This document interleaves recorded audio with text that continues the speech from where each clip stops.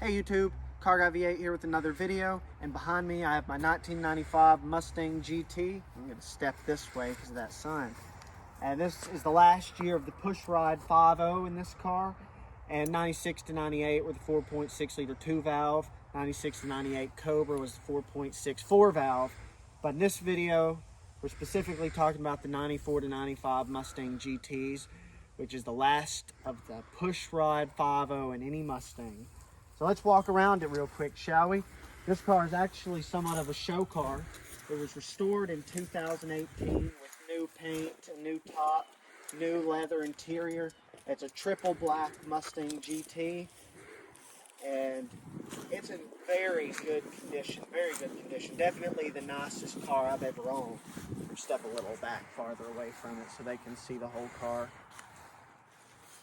Now the 94 to 98 Mustangs are called SN95s, and the 99 Plus are called New Edges, although technically they're still SN95s. It's just they're the SN95 New Edge, and everybody just calls them the New Edge. But the SN95 has this curvier body style, and a lot of people don't like it, but a lot of people love it. It's one of those 50-50 love-hate things, and I personally love the way they look, especially when done right and lowered. This one definitely needs to be lowered. And you've got some, I believe there's 17 by 9 wheels on it. One thing I love about the 94 and 95 Mustangs that's exclusive to them is the horizontal tail lights. In 96, they went to a vertical style, similar to the New Edge and all modern Mustangs and the older Mustangs. So this is kind of a one-off 2-year design, and personally, it's my favorite design. If you ever see this, you just about know they've probably got a 5.0 under there. Unless, of course, it's just a little V6. But then who cares about those anyway? Alright, so here we've got the interior of the SN95 Mustang GT. And this is a leather interior, black leather. And it was restored when the rest of the car was. And it is phenomenal. Other than, you know, some of the grass there and the floorboards. A little bit of lint. I cleaned it the other day, but you know how fast these interiors get dirty. But the SN95 interior is pretty similar to the later New Edge. You do have a clock up here that is different. You can, if you don't like that, you can get a panel that you can take the clock out and put the panel there, and it makes it flat, just like the later year model Mustangs. This one has an aftermarket radio. I have the trim off because I took the radio out last week. I just didn't put the trim back on. One other difference is, where's your cup holder? Let me show y'all that. Something interesting here. Look over at the glove box. Yeah, let's see that. It's a little bit different of a design there. It will not fit big cups. So if you get like a large McDonald's drink, I mean, you might have that much of the drink sitting in there. So you better be ready to hold it. Yeah, that's one feature. The convertible top is right here. That's how you take off the convertible top. You've got 2 latches up at the top. You put on the parking brake, hit that while it's running, and the power top takes the convertible top down. Here's the gauge cluster of the 1995 Mustang GT. As you can see, it has a mechanical trip odometer and a mechanical odometer. The temperature gauge and the battery gauge are real gauges. The oil pressure gauge is a real gauge, but it's a dummy gauge, so it never moves unless you get less than, I think it's 6 psi, then it will go all the way down pretty much. So it's a fake gauge in this as well. And over here we've got the climate controls, really simple. We got the vents up here. Here's our automatic transmission shifter right here, the overdrive button. Really simple controls in this thing.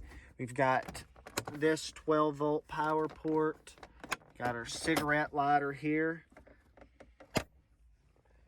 With the convertible, you have 2 back windows actually, and 2 front windows. These will lock the back windows, even though there's no control back there to let it down, at least as far as I'm aware. Power windows. Everything in this car works too, and I'm not kidding about everything. Oh, and you gotta love the Mustang trunk release. When's the last time you've seen a 90s Mustang with a trunk this clean? Like I said, everything on this car is just about spotless. And I've got my tools and my fire extinguisher just in case. To get into the back seats, there's a little lever right here. You pull that up, tilt the seat back, and there you can see the back seats. They are not very big, so I would not try to put an adult back here unless they are microscopic.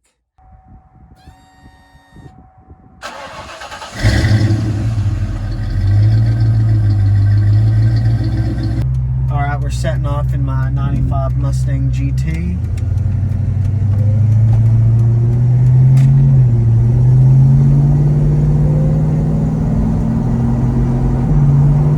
It's got a shift kit in the transmission. It's got short tube headers, an H-pop with cats, and Flowmaster 40s. So the car's not fast, but it is faster than stock. Stock, they were only good for about 7.5 to 8 seconds, 0 to 60 with the convertible top. This one will do it in the mid-6 range with the modifications it has. Also, of course, timing bump. And when the engine was put in, there's a little bit of work in the bottom end done.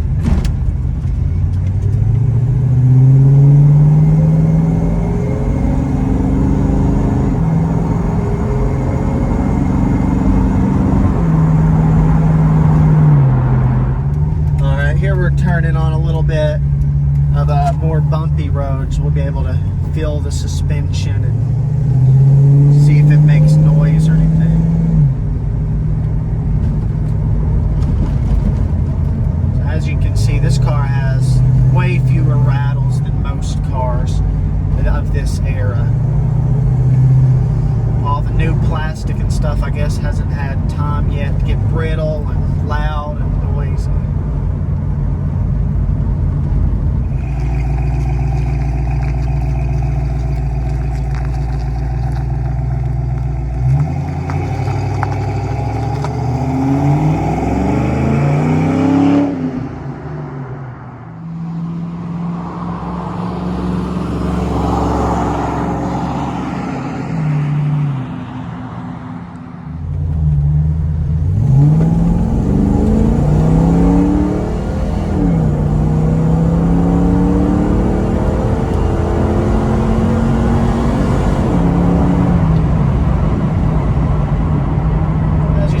Fairly decent pickup for an old 5.0 Mustang, automatic convertible. Probably weighs as much as an elephant.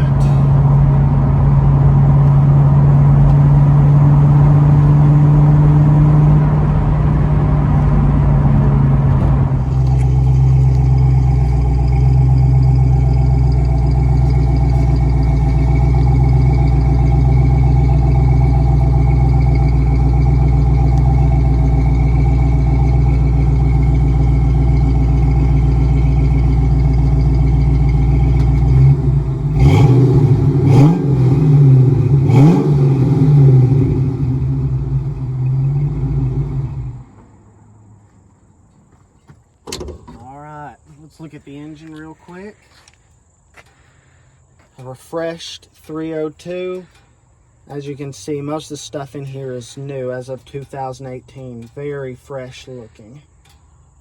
Alright guys, I hope y'all enjoyed this video of my 1995 Mustang GT. It's a lot of fun to drive, really good looking car.